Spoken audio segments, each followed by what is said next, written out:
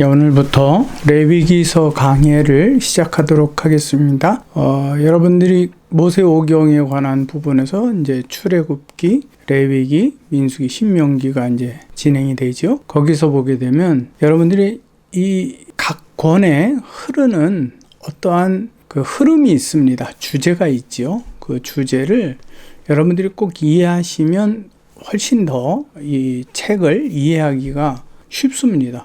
쉽게 말하면 출애굽기 같은 경우는 이제 출애굽 상황과 그 다음에 성막을 짓는 부분이 대부분을 차지하고 있거든요. 근데 거기서 가장 중요한 부분은 뭐냐면 모세가 짓고 싶은 대로 성막을 짓지 않았습니다.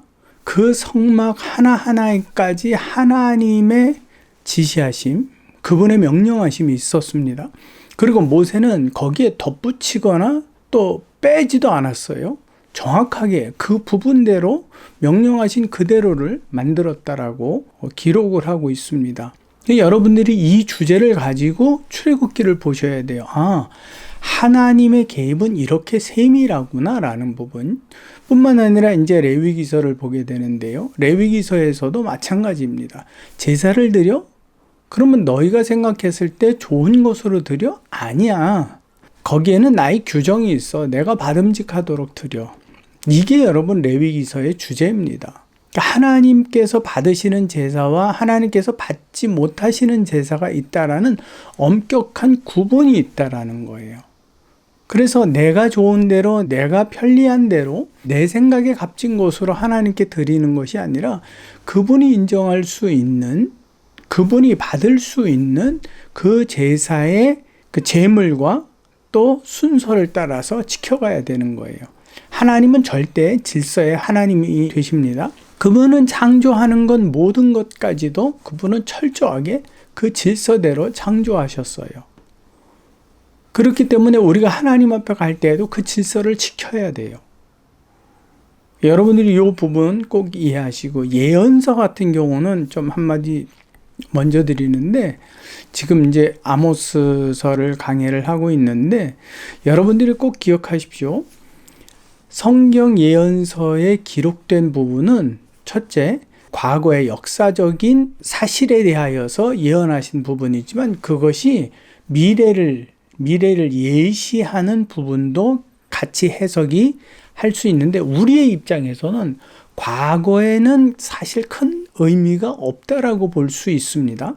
나중에 여러분 좀 자세히 설명해 드릴게요. 근데 오히려 우리에게 있어서는 과거에 말씀하신 그 예언이 미래, 우리의 지금 시대에는 어떻게 이해가 되어야 되는가, 거기에 초점이 맞춰져 있어야 돼요. 근데 또 하나가 있습니다. 그 예언에는 상징과 비유로 대부분이 기록이 되어 있거든요. 그러니까 여러분들이 상징과 비유라는 것에 대해서 조금은 여러분들이 그 사전적 의미를 찾아서 여러분들이 볼 수 있어야만 합니다. 그 이해를 가지고 예언서를 보셔야만 한다라는 겁니다. 그래서 예언서의 과거에 그 이루어졌던 그 역사적인 사건에 대해서는 그렇게 큰 비중으로 이야기는 하지 않습니다. 대략적으로. 왜 제가 이 성경 강해를 하느냐면, 조금 있으면은 우리가 구약 시대 때 어떻게 예배를 드렸죠? 안식일에 자기 집에서 드렸어요. 그 가장의 권위 아래에서 그 가족들이 말씀을 배웠거든요.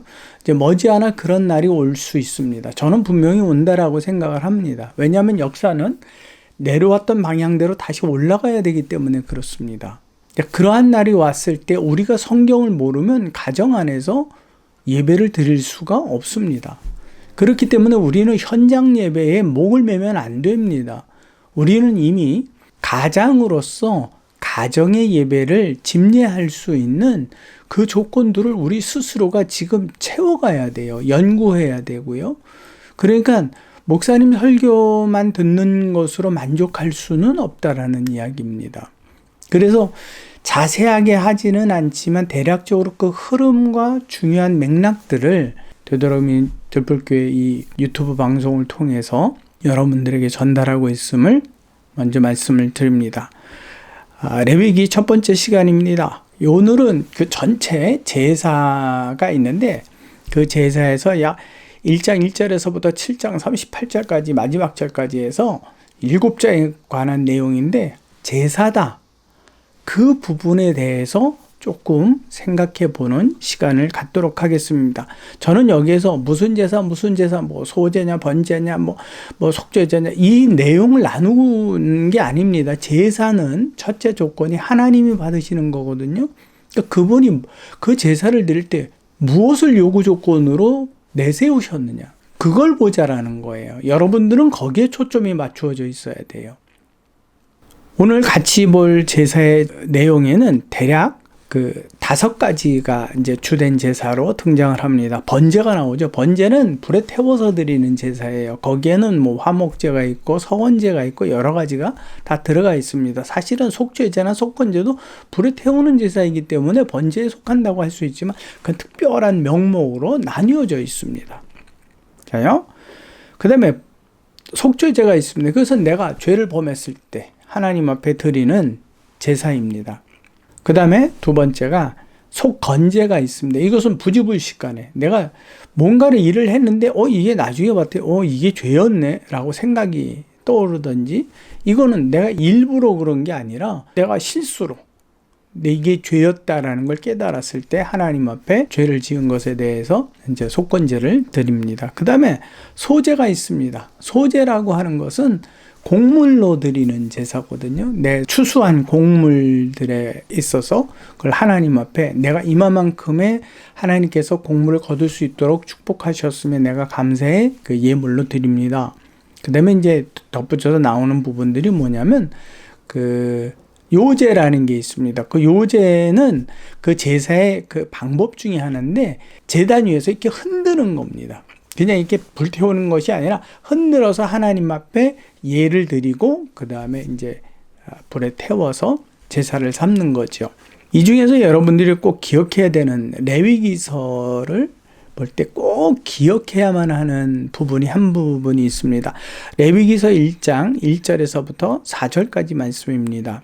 모세에게 말씀하셨습니다. 너는 이스라엘 백성 중에서 제사를 드리려거든 내게 제사를 하려거든 3절과 4절입니다. 여러분 이것은 몇 번 읽으셔서 기억에 남기시기 바랍니다. 그 예물이 소의 번제이면 흠 없는 수컷으로 회막문에서 여호와 앞에 기쁘시게 받으시도록 드릴지라. 너희가 기쁘게 드리라고 말씀하지 않습니다. 여호와께서 기쁘시게 받는 조건을 이야기하고 있습니다. 거기에 맞추어라. 4절에 보니 그는 번제물의 머리에 안수할지니 그를 위하여 기쁘게 받으심이 되어 그를 위하여 속죄가 될 것이라 그랬어요. 이것은 순서죠. 질서예요. 아무렇게나 하지 말라는 거예요. 이 순서를 지키라는 거예요. 그 재물을 어떻게 잡고 어떠한 방법으로 해야 되는지까지 낱낱이 하나님께서는 다 말씀하셨어요. 왜 이토록 치밀하게 성막에서도 마찬가지지만 왜 이토록 치밀하게 말씀하셨을까요? 하나님이 받으셔야 되기 때문에 그렇습니다. 근데 왜 그걸 우리에게 말씀하셨을까요? 우리는 하나님과의 관계가 단절되었어요. 원죄로 인하여서 단절되었기 때문에 어떠한 방법이 또 무엇이 하나님을 기쁘시게 하는지 우리는 우리의 이성으로는 깨달을 수가 없습니다. 그래서 하나님께서는 그 방법을 말씀해 주고 계신 거예요. 제사의 주체는 이스라엘 백성이 아닙니다. 여호와 하나님이십니다. 그러므로 여호와 하나님의 생각과 뜻을 알지 못하는 이스라엘 백성들을 위해서 하나님께서 그 제사를 받으실 수 있도록 직접 말씀하신 겁니다. 이 뜻은 이렇게 하지 않으면 나는 받지 않는다라는 말씀이에요. 아무리 이스라엘 백성들이 여러 자기 조건에 맞도록 드린다 할지라도 그것은 자기의 조건이지 하나님의 조건에는 합당하지 않는다면 그분은 받으실 수가 없는 거예요. 받으실 수 없다. 그 말을 이사야를 통하여서 그 입을 통하여서 말씀하셨습니다. 이사야서 1장 11절에서부터 17절인데 깁니다. 여기 보니까 12절 너희가 내 앞에 보이러 오니 이것을 누가 너희에게 요구하였느냐 내 마당만 밟을 뿐이니라.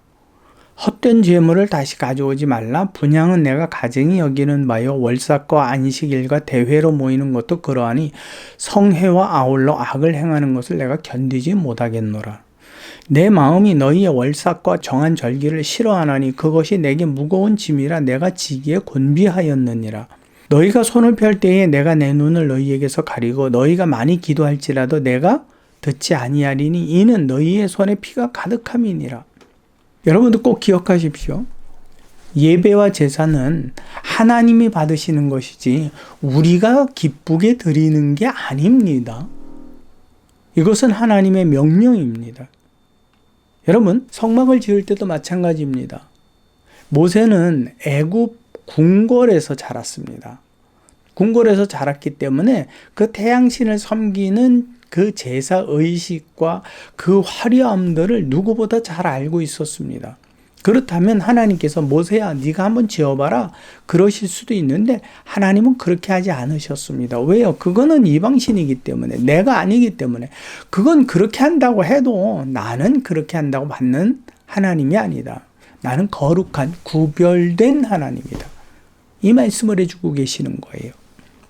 그래서 성막 하나하나에까지 전부, 제사 하나하나까지 그 순서와 각을 뜨는 모든 것까지도 다 하나님께서 일일이 명하고 계신 겁니다. 이렇게 하지 않으면 반드시 너희가 이렇게 해야지만 내가 받지, 이렇게 하지 않는다면 너희 뜻대로 드리는 것으로는 나는 받지 않는다. 그 가장 대표적인 부분이 처음에 나와 있는 게 무엇이죠? 가인과 아벨의 제사예요. 여러분들이 그 부분을 꼭 기억하고 같이 연결시켜서 여러분들이 보실 수 있어야 합니다. 오늘날 예배도 마찬가지입니다. 하나님께서 받으시는 예배가 되어야지 성도가 기쁘게 드린다고 우리가 만족하는 예배를 드렸다고 그것이 하나님도 받으셨다라고 하면 안 돼요. 이사야가 그러잖아요. 하나님 앞에 자기 기쁜 대로 제사를 드리고 하나님 받으시옵소서라고 한 것에 대해서 내가 이제 그 제사의 짐을 지기에 내가 이제 곤비하게 되었도다. 내가 너무 힘에 겨웠다. 그러한 예배는요, 하나님을 오히려 욕되게 만드는 거예요. 근데 과부의 두 랩돈 같은 경우는 하나님을 어떻게 하셨어요? 기쁘시게 하는. 하나님은 그러한 예배를 받으시기를 원하는 거예요. 신령과 진리로 예배하기를 원하지, 그처럼 재물을 갖다가 아무거나 내 편한 대로 나는 제사 지냈으니까 하나님께서 받으셨어. 그렇게 돌아선다고 해서 하나님이 받으실 수 있는 분이 아니라는 거죠. 그러므로 우리의 예배가, 오늘의 예배가 정말 하나님이 받으셨는지 그분에게 물어야 되는 거예요. 나 은혜 많이 받았어. 그러니 하나님도 받으셨어. 이러한 기준은 여러분들이 빨리 자기를 부인해야 되는 거예요. 그래서 성경에는 뭐라고 말씀합니까?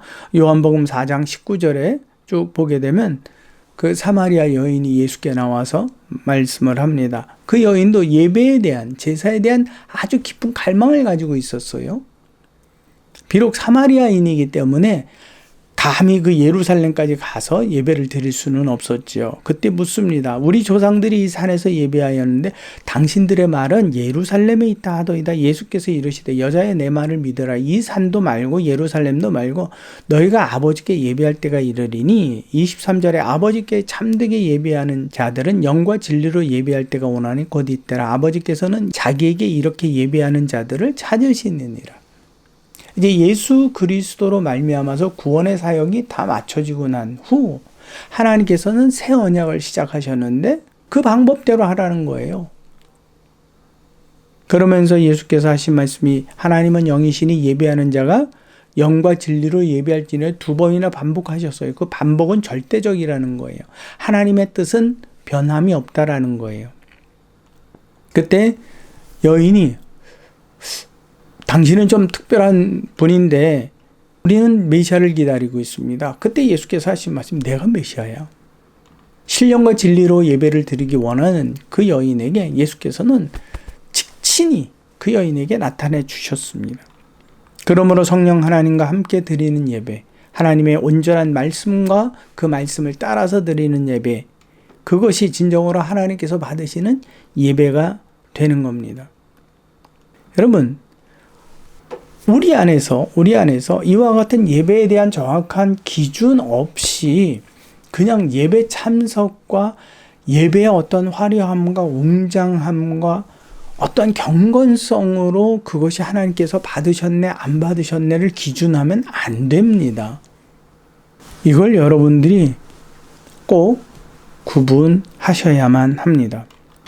여러분, 하나님의 말씀의 기준에서 예배가 드려지지 않는다면 그것은 사실은 헛된 예배가 될 뿐입니다. 하나님께서는 제사를 받으시는데 제물의 조건과 그 제사의 절차를 친히 말씀하셨습니다.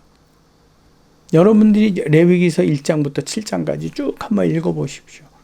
얼마나 세밀하게 말씀하고 계시는가. 여러분들에게 있어서의 오늘의 예배가 그처럼 하나님의 기준, 이제 우리는 구약은 아니거든요. 구약에서 얘기하는 건 하나님은 이렇게 당신이 받으셔야 될 예배에 대하여 아주 세밀한 부분까지도 관심을 가지고 지켜보고 계신다라는 거죠. 이제 예수 그리스도로 말미암아 우리는 신약의 시대, 그 이후의 시대에 있잖아요. 그 이후에 뭐라고 말씀하셨는가? 성경에 예수께서 신령과 진리로 예배를 하라고 했기 때문에 우리는 그 기준이 화합이 되는가? 나의 예배가 신령과 성령 하나님의 도움과 인도하심, 그의 감동하심으로 또 하나님의 말씀을 내가 그날의 배움과 기억함과 또 가르침이 되는가? 여러분, 이것이 빠지고 다른 것이 화려하게 있다 해도요, 그것은 헛된 예배가 되는 거예요. 그래서 우리는 예배 형식주의에 빠지면 안 됩니다. 예배 중독자들 있잖아요. 예배라고 하면 막 왜 예배인지도 모르는데 사실은 그 여러 사람이 모여져 있는 그곳이 내게는 안정감을 주기 때문에 거기에 몰입할 수도 있어요. 그거는 헛된 예배예요. 그러한 자들을 찾으신다 그랬어요. 그러면 그 예배자는 한 사람 한 사람이지 전체가 아니에요. 그러므로 예배는 개인적인 예배가 되는 겁니다.